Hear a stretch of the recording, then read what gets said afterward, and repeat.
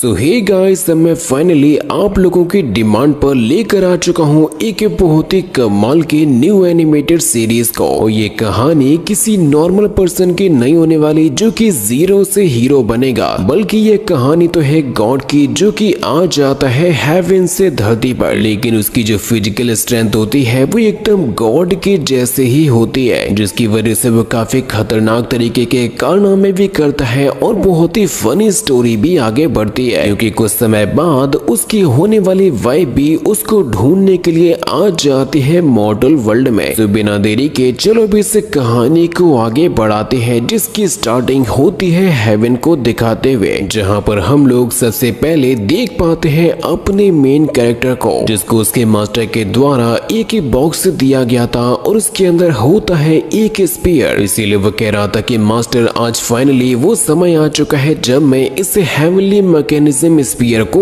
Open करने वाला हूँ, जिसकी मदद से वो फाइनली एकदम इमॉर्टैलिटी लेवल तक पहुँच भी जाएगा। जिस मोमेंट पर तभी हम लोग मॉर्टल वर्ल्ड के अंदर देख पाते हैं डीमन कल्ट के लीडर को, जो कि जी शाओ नाम के बंदे से ये कह रहा था कि मैं तुम्हें हरा चुका हूँ, इसी वजह से ये दुनिया अब हमेशा हमेशा के लिए डीमन क्लेन की बन चुकी है। लेकिन तभी इसके सामने जी शाओ आ जाता है अपने पावर्स का यूज करते हुए, और वो ये कहता है कि तुम ये सब कुछ सिर्फ और सिर्फ अपने सपने में ही देख सकते हो, क्योंकि जी शाओ अब यहाँ पर यूज करने लगता है अपनी ड्रैगन डिवोरिंग टेक्निक को। लेकिन अचानक से ही उसके ड्रैगन के ऊपर हिट होता है और उसका ड्रैगन खत्म हो जाता है, क्योंकि इन दोनों की फाइट को रोकने के लिए हेवन से आ चुकी होती है एक गॉडेस, जिनको डिवाइन इनवॉय कहा जाता है, और वो लड़ाई को बिल्कुल भी एक्सेप्ट नहीं करते। इसी वजह से वो डीमन एम्पर जी शाओ के साथ में खड़ा होकर ये कहने लगता है कि डिवाइन इनवॉय, प्लीज आप मेरी बात को समझने की कोशिश कीजिए कि हम लोग यहाँ पर फाइट नहीं कर रहे थे, हम लोग तो सिर्फ और सिर्फ यहाँ पर मौज मस्ती करने के लिए ही आए हैं। जो बात सुनकर वो डिवाइन गॉडेस और भी ज्यादा गुस्से में आ जाती हैं और ये कहने लगती है कि क्या तुम लोग मुझे बेवकूफ समझते हो, जिससे कि वो डीमन एम्पर कहता है कि आप देख ही सकती हो कि हम दोनों कितने शांत हैं। वो डिवाइन गॉडेस कहती है कि ये तुम लोगों के लिए मेरी आखिरी चेतावनी है, और अगर दोबारा से कभी भी ऐसा होगा तो मैं तुम्हारे साथ साथ तुम्हारे पूरे के पूरे सेक्ट को भी खत्म कर दूंगी। जो कि जैसे यहाँ से जाती है तब फिर वो डीमन लॉर्ड ये कहने लग जाता है कि कौन ही मानेगा इस डिवाइन लॉर्ड की बातों को, क्योंकि वो तो खुद भी 1000 सालों से बाहर नहीं आया है। वो बस इस लड़की को भेज देता है माहौल को शांत करने के लिए, जो कि गुस्सा करते हुए यहाँ से चला जाता है। और अब हम लोग देख पाते हैं हेवनली पैलेस को, जहाँ पर हम लोग उस लड़की को देख पाते हैं जो कि डिवाइन लॉर्ड यानी कि हमारे मेन कैरेक्टर से शादी करना चाहती है, जिसका नाम होता है याओ। और वो ये कह रही होती है कि आखिर डिवाइन लॉर्ड मुझसे कब शादी करेंगे, जिसके पीछे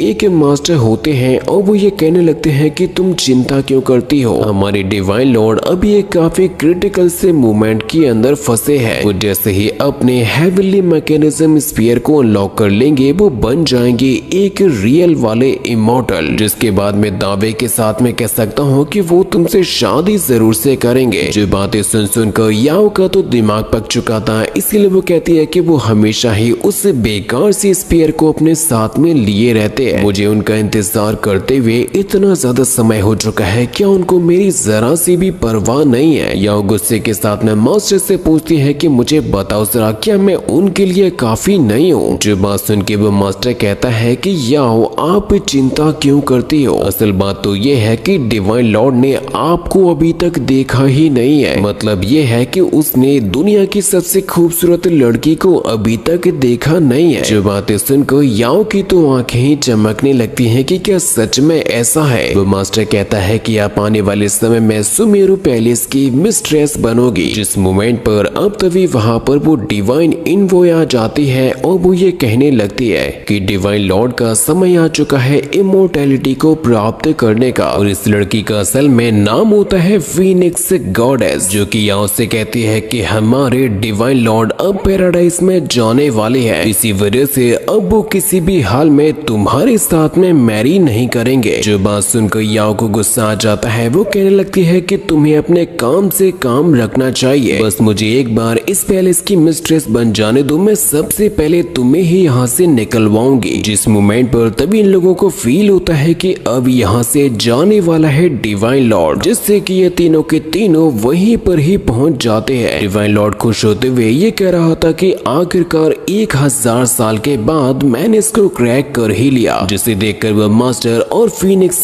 गॉडेस दोनों ही खुश हो जाते हैं। और याओ को इस बात की चिंता हो रही थी कि अगर डिवाइन लॉर्ड यहाँ से चले जाएंगे तो वो उनके साथ में शादी कैसे कर पाएगी, जिसकी वजह से वो भी तेजी के पास में उन्हीं के पास में ही जाने लगती है। तभी फिर हम लोग डिवाइन लॉर्ड को देखते हैं, जो कि ये कह रहा था कि आखिरकार मास्टर मैं आपके उस स्पीयर को ओपन कर ही चुका हूँ, इसी वजह से अब ये भी इमोर्टैलिटी के रास्ते पर जाने वाला है। वहाँ पर फीनिक्स गॉडेस पहुँचने वाली होती है। तभी फिर डिवाइन लॉर्ड को ये फील होता है कि यहाँ पर कुछ तो गड़बड़ है, और वो स्फीयर डिवाइन लॉर्ड से ये कहता है कि तुम्हें एक इमॉर्टल बनने से पहले सबसे पहले मॉर्टल की लाइफ को जीना होगा। डिवाइन लॉर्ड उससे कहता है कि तुम आखिर मुझसे कहना क्या चाहते हो। डिवाइन लॉर्ड कहता है कि मुझे यकीन नहीं होता कि ये स्फीयर बोल भी सकता है, जो कि अचानक से ही एक धमाके के साथ में डिवाइन लॉर्ड को ले जाता है मॉर्टल वर्ल्ड में। वो एक जगह पे डला हुआ था और अपने मन में ये सोच रहा होता है कि मुझे इतना ज्यादा लाइट सा फील क्यों हो रहा है। मुझे ऐसा लग रहा है जैसे कि मेरी बॉडी से मेरी स्पिरिट बाहर निकल रही हो, और उसी के पास में वो स्फीयर भी फ्लोट कर रहा था। डिवाइन लॉर्ड अपने मन में ये सोचने लग जाता है कि मुझे इतनी ज्यादा अजीब सी फीलिंग क्यों आ रही है, जिससे कि वो स्फीयर उसको बताता है कि असल बात तो ये है कि तुम्हें भूख लगी है। डिवाइन लॉर्ड भी कहता है कि हाँ मुझे ऐसा लग रहा है जैसे कि मेरी बॉडी के अंदर स्पिरिचुअल फायर एकदम ही बर्न हो रही हो। वो स्फीयर बताता है कि असल में तुम्हें प्यास लग रही है, जिससे कि तुम्हारे अंदर की अंतड़ियां जल रही है। और देखो मैं तुम्हें पहले ही बता चुका हूँ कि अब तुम इस दुनिया में आकर एक मॉडल बन चुके हो, और पुराने वाले डिवाइन लॉर्ड ने जो तुम्हारे लिए टास्क रखे हैं तुम्हें वो इसी दुनिया के अंदर पूरे करने होंगे, तभी तुम्हें पैराडाइज में जाने का मौका मिलेगा और तुम फाइनली बन जाओगे एक कंप्लीट इमॉर्टल। इसीलिए जल्द से जल्द यहाँ पर अपने ट्रायल्स को कंप्लीट करो और निकल जाओ अपनी जर्नी पर। और इस टास्क के अंदर तुम्हें प्राप्त करने होंगे 5 कॉपर कॉइन्स को। लेकिन उसी की तरफ यहाँ पर एक बीस्ट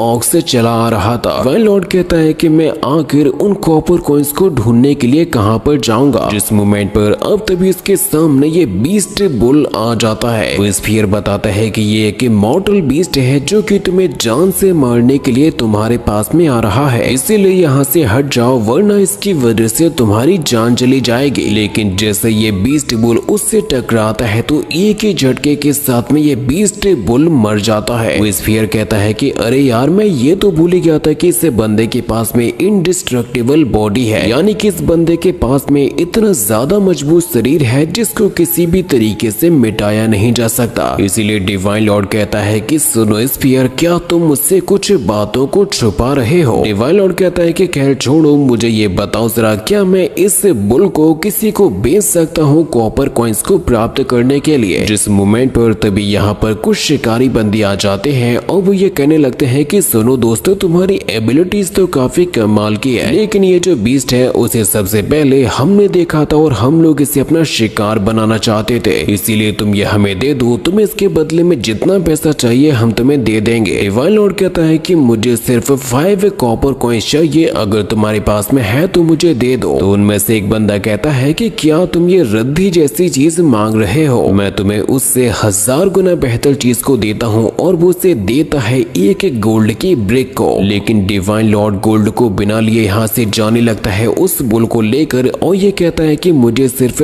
5 कॉपर कॉइन्स चाहिए। वो बंदे ये नजारा देखकर शौक रह जाते हैं कि क्या ये पागल हो चुका है, इसने सोने को ठुकरा दिया सिर्फ कॉपर को लेने के लिए। लेकिन वो लोग इस बात को भी जानते थे कि इससे लड़ा नहीं जा सकता क्योंकि ये बहुत ही ज्यादा स्ट्रॉन्ग है। तभी हम लोग पहले इसका नजारा देख पाते हैं जहाँ से डिवाइन लॉर्ड गायब हुआ था। तभी वहाँ पर पहुँच जाती है याओ, और वो कहती है कि अचानक से ये मेरे हस्बैंड कहाँ पर चले गए, जिसे फीनिक्स गॉडेस फ्रीज कर देती है ताकि ये लड़की यहाँ पर और कोई गड़बड़ ना मचा सके। तभी वह मास्टर फीनिक्स के पास में जाता है और ये कहने लगता है कि क्या वाकई में डिवाइन लॉर्ड जा चुका है पैराडाइज में। जो लोग यहाँ पर अपने एक डिवाइस की मदद से चेक करने लगते हैं कि एक्चुअल में ये डिवाइन लॉर्ड कहाँ पर चला गया, तो उनका तो ये कंपास ठीक तरीके से काम भी नहीं कर रहा था, वो डिवाइन लॉर्ड के बारे में पता भी नहीं लगा पा रहा था। ये डिवाइस सिर्फ और सिर्फ एक डायरेक्शन की तरफ इशारा कर रही थी जो कि होती है नीचे। वो मास्टर बताता है कि ये जो डिस्क है वो एकदम अजीब तरीके से बिहेव कर रही है, जिसका मतलब है कि हमारे डिवाइन लॉर्ड अब पहुंच चुके हैं मॉर्टल रियल्म के अंदर। तभी हम लोग अगले ही सीन में मॉर्टल वर्ल्ड में एक लड़की को देख पाते हैं जो कि फ्रेश स्टीम्ड बंस को बेच रही थी, जो कि अचानक से अपने सामने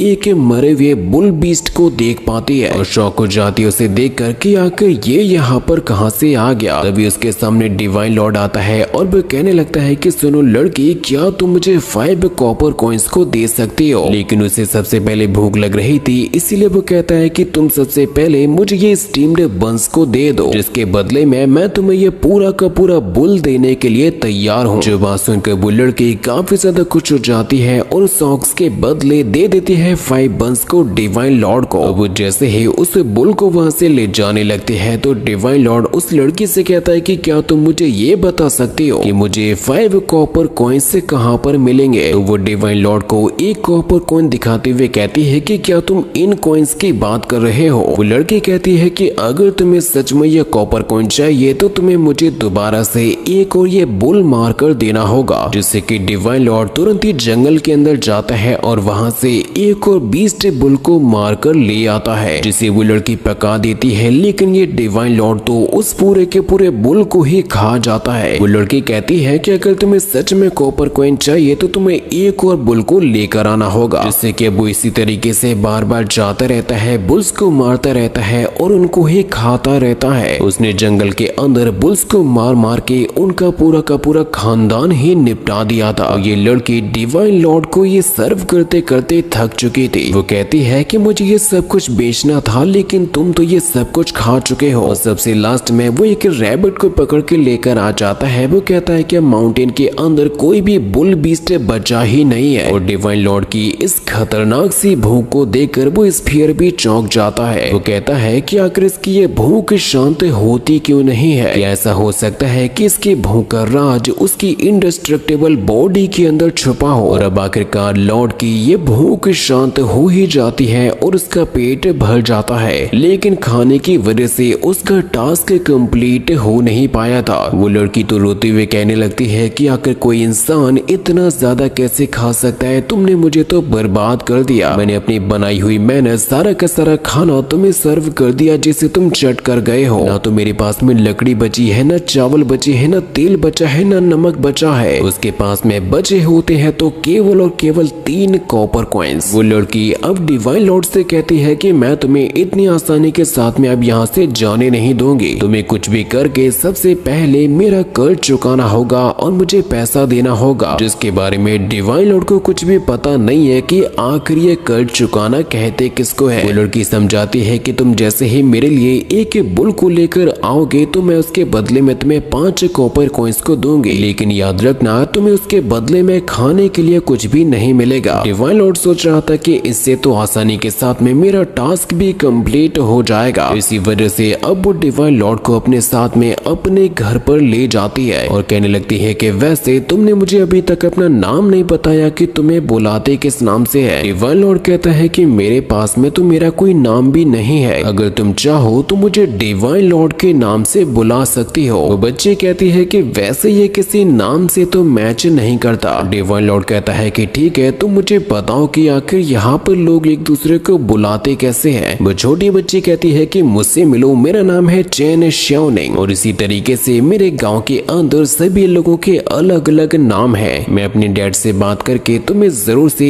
एक अच्छा सा नाम दिलवाऊंगी। और वो डिवाइन लॉर्ड को यहाँ पर छोड़कर जाने लगती है और कहती है कि ठीक है, अब मैं अपने घर पर जा रही हूँ। जिसके बाद फिर हम लोगों को अगले दिन का सीन दिखाया जाता है जहाँ पर सोकर उठ चुका होता है डिवाइन लॉर्ड और वो अपने मन में ये सोच रहा होता है कि मैं तो एक गॉड हूँ, फिर आकर मैं अपने कॉन्शियसनेस को कैसे खो सकता हूँ। स्फीयर वहाँ पर आता है और बताता है कि असल बात यह है कि तुम अभी सो गए थे। डिवाइन लॉर्ड कहता है कि पता नहीं, अब मुझे थोड़ा अजीब सा लगने लगा है। वो स्फीयर कहता है कि तुम भूखे थे, इसी वजह से तुम्हें नींद नहीं आई थी, लेकिन जब तुमने अच्छे तरीके से खाना खा लिया तो ऑब्वियसली तुम्हें नींद तो आनी ही थी। लेकिन उसे इस बात का अंदाजा भी नहीं था कि वो अगले ही सीन में क्या नजारा देखने वाला है। वो बाहर की तरफ जाते हुए ये सोच रहा था कि उस लड़की ने मुझसे कहा था कि वो मेरे लिए कॉपर कॉइन्स को लेकर आएगी। डिवाइन लॉर्ड ने जैसे ही दरवाजे को खोला निकला होता है तो उसके सामने डली हुई होती है चेन शाओनिंग, जिसकी मौत हो चुकी थी क्योंकि उसे किसी ने जान से मार दिया था। वो स्फीयर डिवाइन लॉर्ड को बताता है कि अब तुम्हारे पास में कोई भी डिवाइन पावर नहीं है, इसी वजह से तुम चाहकर भी उसे दोबारा से जिंदा नहीं कर पाओगे और मैं भी नहीं कर सकता क्योंकि मेरे पास में भी कोई डिवाइन पावर नहीं है। और तुम्हें इस घटना से ये तो पता लग ही चुका होगा कि मॉर्टल्स की लाइफ कैसी होती है। देखिए डिवाइन लॉर्ड, आपके पास में भले ही इमॉर्टल बॉडी है लेकिन इस मॉर्टल वर्ल्ड के अंदर केवल वही जिंदा रह सकता है जो कि सबसे ज्यादा पावरफुल हो, इसीलिए आपको चिंता करने की जरूरत नहीं है और आप अपने टास्क को कंप्लीट करने पर ध्यान दो। डिवाइन लॉर्ड सोच रहा था कि ये मेरा एक नाम रखने वाली थी जो कि उसने मुझे बताया भी नहीं था। वो स्फीयर कहता है कि आपको ये सब कुछ भूलकर अपने टास्क पर ध्यान देना चाहिए। डिवाइन लॉर्ड देखता है कि उस लड़के के हाथ में होते हैं 3 कॉपर कॉइन, लेकिन उनके ऊपर लगा हुआ होता है चेन शाओनिंग का खून। इसीलिए डिवाइन लॉर्ड कहता है कि मैं सच्चाई का पता लगा के रहूंगा और बदला जरूर से लूंगा और आज से मैं अपने नाम को रखता हूँ पिंगान। इसके बाद अब हमें उन हमलावरों को दिखाया जाता है जो कि इस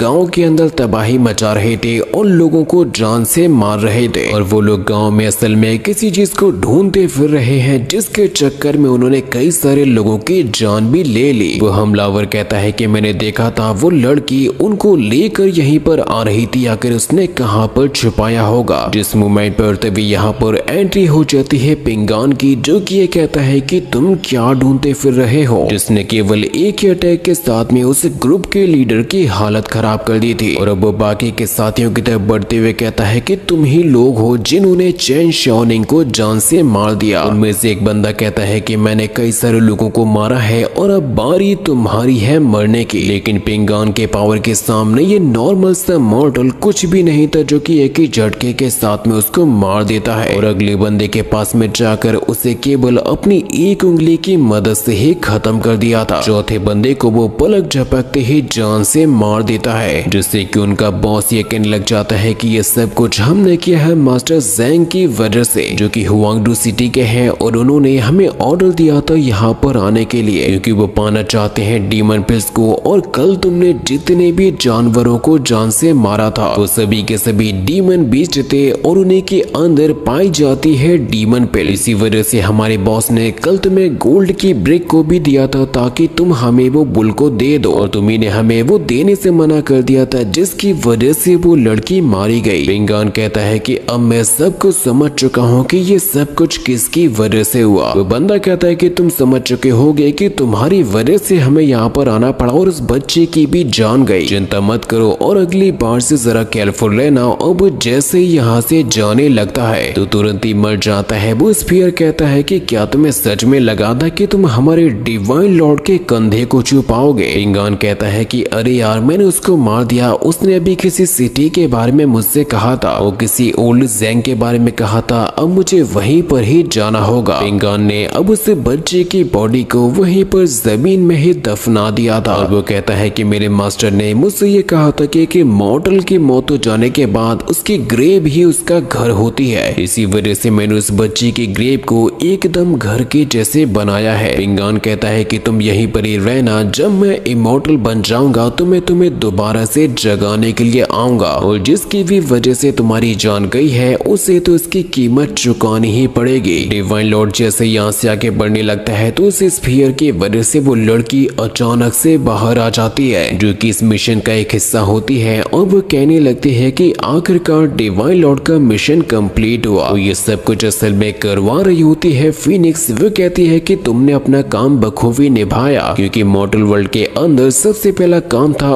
उसे अपना नाम रखना और उम्मीद है कि वो समय रहते अपने बाकी के ट्रायल को भी कंप्लीट कर लेगा और 9 हेवेंस में वापस भी आ जाएगा, जिसके तुरंत ही बाद अब ये स्फीयर यहाँ से आगे बढ़ने लगता है और इसे भी शांत कर दिया गया था ताकि वो सिर्फ और सिर्फ अपने रास्ते पर खुद से ही आगे बढ़ सके। जिसके बाद अब पिंगान अपने सफर पर खुद से ही आगे बढ़ने लगता है और वो उस स्फीयर को जगाने की कोशिश कर रहा था। उसे ये बात बिल्कुल भी समझ में नहीं आती कि अचानक से ये सारी की सारी चीजें शांत कैसे हो गईं, लेकिन वो फिर भी बिना किसी चीज की चिंता किए आगे बढ़ने लगता है। इसके बाद हम लोगों को अगले ही सीन में मास्टर को दिखाया जाता है जो कि याओ को उठाकर ला रहा था। इन से गुस्सा करते हुए याओ कहने लगते हैं कि क्या तुम लोगों का दिमाग खराब हो चुका है जो कि तुम लोग मेरे साथ में इस तरीके से पेश आ रहे हो। फीनिक्स कहती है कि याओ ये तो तुम भी जानती हो कि अभी डिवाइन लॉर्ड यहाँ से जा चुके हैं। जो बात सुनकर वह मास्टर से गुस्सा करते हुए कहने लगती है कि तुमने तो मुझसे कहा था कि जब वो जागेंगे तो वो मुझसे शादी करेंगे। फीनिक्स बताती है कि याओ असल में वो जा चुके हैं मॉर्टल रियल्म के अंदर और डिवाइन लॉर्ड की होने वाली बीवी के नाते तुम्हें भी उनके पीछे पीछे जाना चाहिए। याओ कहती है कि अच्छा तो अब मैं समझी हूँ कि अचानक से वहाँ पर एक लाइटनिंग का ट्रिबुलेशन क्यों हुआ था, उसकी वजह से वो और भी टूट चुका होगा और वो अपने आप को खुद से ही ले गए हैं मॉर्टल रियल्म के अंदर और तुम ये चाहती हो कि मैं मॉर्टल रियल्म के अंदर जाकर अपने पति को वापस लेकर आऊं। वो फीनिक्स के पास में जाकर कहती है कि क्या तुम मुझे बच्चा समझती हो जो कि मैं तुम्हारी चाल को नहीं समझ पाऊंगी। मैं अच्छे तरीके से जानती हूँ कि मॉर्टल रियल्म के अंदर कोई भी स्पिरिचुअल एनर्जी नहीं पाई जाती और इमॉर्टल्स का जितना भी कल्टीवेशन होता है वहाँ पर जाने की वजह से उनका कल्टीवेशन खत्म हो जाता है। तुम तो ये चाहती हो कि मैं मॉर्टल रियल्म के अंदर जाऊं और वहाँ पर जाकर मर जाऊं। मेरे ख्याल से तो फीनिक्स तुम्हें खुद ही वहाँ पर जाना चाहिए। जहाँ पर तभी वो मास्टर आता है और ये कहने लगता है कि तुम तो ये जानती हो याओ कि ये डिवाइन इनवॉय हमारे डिवाइन लॉर्ड की राइट हैंड है, इसी वजह से हम दोनों को यहाँ पर रहकर सुमेरु पैलेस की देखभाल भी तो करनी होगी। फीनिक्स कहती है कि ठीक है अगर तुम वहाँ पर नहीं जाना चाहती तो मत जाओ, लेकिन फिर तुम ये मत कहना कि डिवाइन लॉर्ड के गायब होने की खबर यहाँ से चारों तरफ ही फैल चुकी है। फिर तो तुम ये जानती हो कि मॉर्टल वर्ल्ड में जाकर कुछ लोग डिवाइन लॉर्ड के साथ में क्या कर सकते हैं और साथ ही साथ यहाँ पर डिवाइन लॉर्ड के ना होने की वजह से पूरी के पूरे 9 रियल्म से शेक हो जाएंगे। इसी वजह से मेरा यहाँ पर रहना कितना ज्यादा जरूरी है तुम ये समझ चुकी होगी। मजबूरन याओ को मानना ही पड़ता है कि वो भी यहाँ से जाने के लिए तैयार है। फीनिक्स कहती है कि देखो याओ मैं जानती हूँ कि तुम उनके साथ में शादी करना चाहती हो, लेकिन चिंता मत करो, मैं डिवाइन लॉर्ड की इस क्लेन को अपने जान से भी ज्यादा सुरक्षित रखूंगी और जब तुम दोनों यहाँ पर वापस लौट कर आ जाओगे तो डिवाइन लॉर्ड तब भी यहाँ के डिवाइन लॉर्ड ही रहेंगे और फिर मैं तुम्हें खुद अपने हाथों से बनाऊंगी डिवाइन लॉर्ड की असली बीवी। जो बात सुनकर याओ बहुत ही ज्यादा खुश हो जाती है और यहाँ से जाने को एकदम ही रेडी हो जाती है। जिसके बाद अब हम लोग अगले ही सीन में उस सिटी का नजारा देख पाते हैं जहाँ पर जा रहा था डिवाइन लॉर्ड और वहीं पर एक लड़की कुछ लोगों के ऊपर पत्थर फेंकती है तो वो लोग ये कहने लगते हैं कि तुम हमारे मास्टर ज़ैंग के राज में रहकर इतनी बड़ी गलती कैसे कर सकती हो। और वो लड़की असल में होती है कि फैंटम थीफ और इस लड़की को असल में कहा जाता है फैंटम थीफ डुओनजिन, जो कि इन सभी के सभी लोगों को चकमा देते हुए पैलेस के अंदर एंटर भी कर जाती है। लेकिन ये उसकी सबसे बड़ी गलती होती है क्योंकि उसे तुरंत ही एक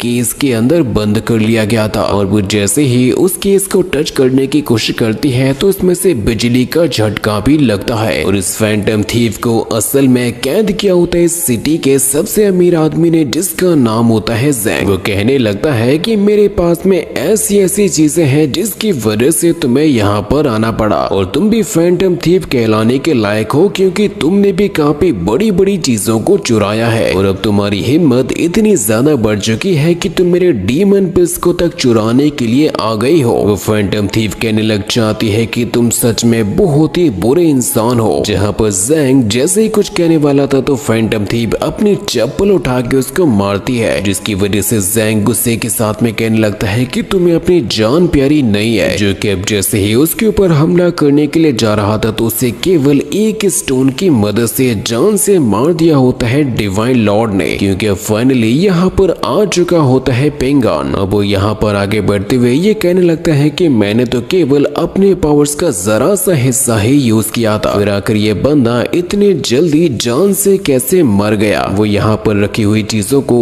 उठा उठा कर देखने लगता है कि क्या उसके लिए सच में कोई जरूरी चीज है भी या फिर नहीं। और असल बात तो ये है कि वो यहाँ पर डीमन पिल्स को ढूंढता फिर रहा था। जो बात सुनकर फैंटम थीफ चौंक जाती है कि ये बंदा भी डीमन पिल्स को ढूंढ रहा है। इसी वजह से वो पेंगान से कहती है कि सुनिए सर, यहाँ पर कोई भी डीमन पिल नहीं है। पेंगान कहता है कि मैं कैसे मान लूं कि यहाँ पर कोई डीमन पिल नहीं है, तुम्हें तो ऑलरेडी यहाँ पर कैद करके रखा गया है, फिर मैं तुम्हारे ऊपर भरोसा कैसे करूं। फैंटम थीफ सोचती है कि सच में इस बंदे की जो सोच है वो एकदम अलग ही लेवल की है, बल्कि वो तो बहाने भी बनाने लगती है ताकि पिंगान उससे यहाँ से बचाकर ले जाए। वो कहती है कि सर, अगर आपने अभी और इसी वक्त मेरी जान नहीं बचाई तो मैं यहाँ पर मर जाऊंगी। आपकी मेहरबानी होगी अगर आप मुझे यहाँ से बाहर निकाल लोगे। लेकिन पिंगान उसकी बातों में नहीं आता और कई सारी चीजों को खाते भी जा रहा था। जिस मोमेंट पर तभी दरवाजे के पीछे से किसी बंदे की आवाज आती है कि मास्टर ज़ैंग, हमारे सेक्टर से आपको 5000 डीमन पिल्स का ऑर्डर दिया गया था, क्या आपने उनको इकट्ठा कर लिया? और दरवाजे को खोलते हुए अब एक बंदा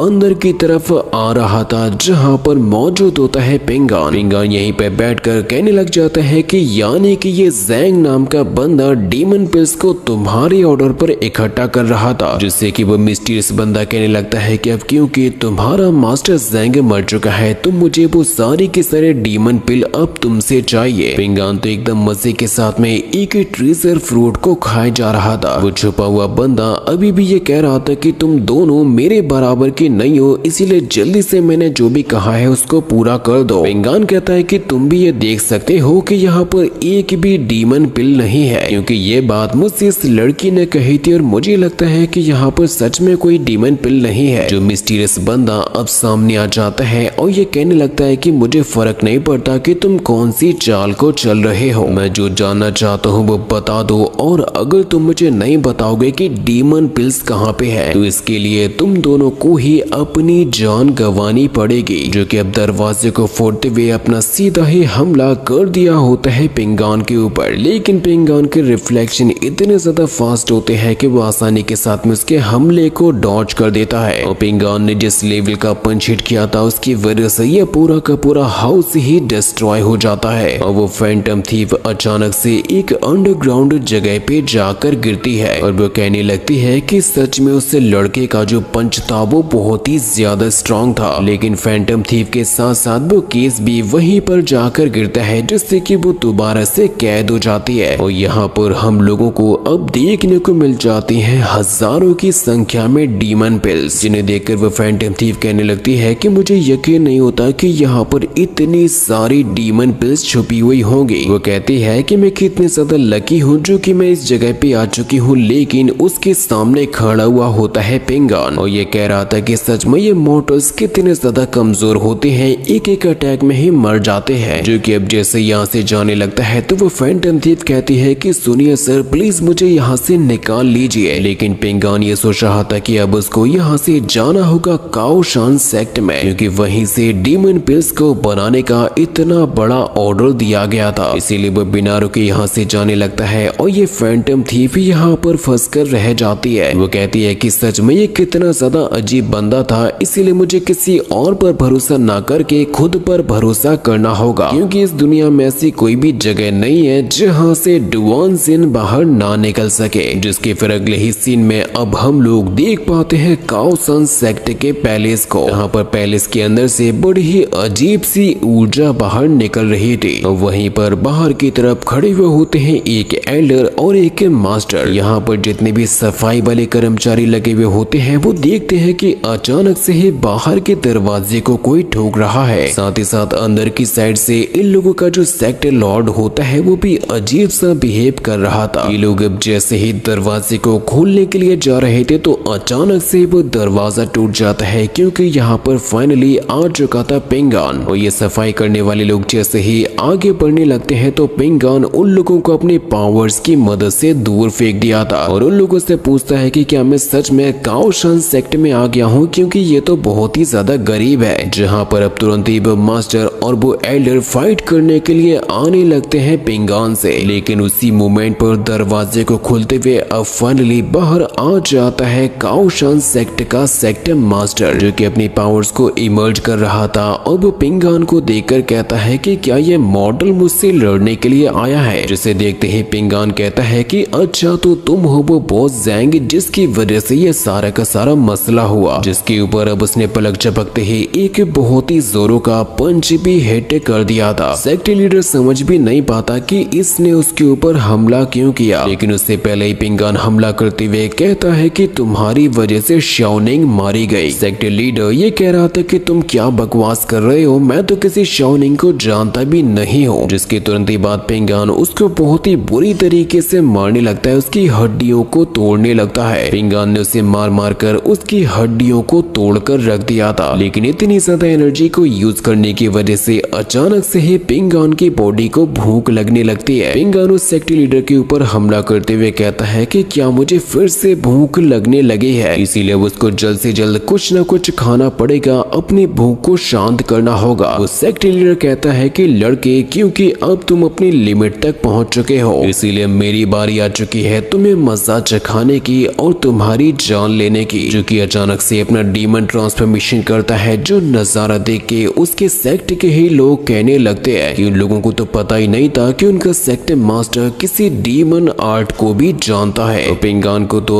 अपनी भूख की वजह से कुछ भी दिखाई नहीं दे रहा था। उसे ऐसा लगने लगता है कि ये जो वर्ड्स है वो उसके लिए मीट है। ये सेक्ट लीडर जैसे ही हमला करने के लिए जाता है तो पिंगान वहां से 2 वर्ड्स को उठा लेता है और उनको एकदम चिकन समझ के खाने लगता है कि सच में ये तो बहुत ही टेस्टी है। जो नजारा देख के वो मास्टर और एल्डर दोनों के होठ उठ जाते हैं कि उन लोगों ने ये क्या देख लिया। वो सेक्ट मास्टर दोबारा से अब जैसे ही हमला करने के लिए जाता है तो पिंगान उसके हाथ को पकड़ लेता है। सेक्ट मास्टर कहता है कि मुझे यकीन नहीं होता कि तुम इतने जल्दी अपनी पावर्स को रीगेन कर चुके हो, लेकिन पिंगान ने तो उसके हाथ को ही मसल के खत्म कर दिया था और उसके सीने पर इतना ज्यादा जोरों का हमला करता है कि उसके सीने में भी छेद हो जाता है। जो नजारा सच में देखने में भी बहुत ही ज्यादा खतरनाक लग रहा था। उसकी बॉडी अपने आप ही खत्म हो जाती है क्योंकि उसकी बॉडी में मौजूद होता है एक डीमन पिल, जिसे तुरंत ही पिंगान अपने हाथ में लेता है और इस डीमन पिल को खत्म करते हुए कहता है कि शाओनिंग, आखिरकार मैंने तुम्हारा बदला ले ही लिया, क्योंकि पिंगान ने इस सेक्ट के लॉर्ड और यहाँ के डीमन को मार दिया था। इसी वजह से यहाँ के सभी लोग उसके सामने अपना सर झुका देते हैं और ये कहने लगते हैं कि हमें माफ कीजिए, हम लोग आज तक एक डीमन कल्टीवेटर को अपना राजा मानते आए थे, जिसकी हमें कितनी भारी कीमत चुकानी पड़ती ये हमने कभी सोचा तक नहीं था। इसी वजह से आज के बाद से हम में से हर कोई आपको इस काओशान सेक्ट का नया सेक्ट मास्टर घोषित करता है। लेकिन पिंगान को बहुत ज्यादा भूख लग रही थी, इसी वजह से वो कहता है कि मुझे सबसे पहले कुछ खाने के लिए दो, उसके बाद मैं बताऊंगा कि मैं क्या करना चाहता हूँ। और क्या आप लोग इसके आगे के एपिसोड को देखना चाहते हो जिसके अंदर डीमन और पिंगान के बीच में काफी खतरनाक फाइट होगी?